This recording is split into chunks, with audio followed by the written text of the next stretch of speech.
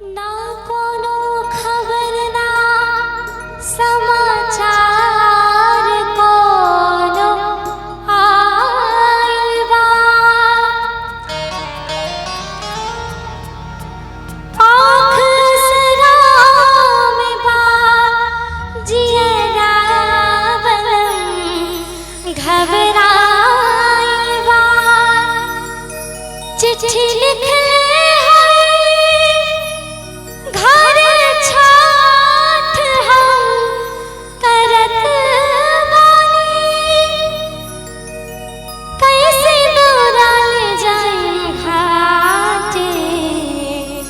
जीव डेराइल बा।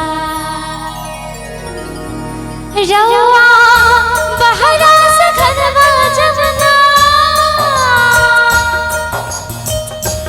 रउआ बहरा से घरवा जब ना आई में बलम जी।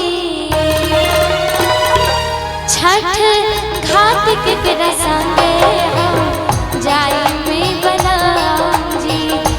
छठ घाट केकरा संगे हम जाई में बलम जी। रउआ बहरा से घरवा जब ना, रउआ बहरा से घरवा जब ना आई में बलम जी। छठ घाट केकरा संगे हम जाई में बलम जी। छठ घाट केकरा संगे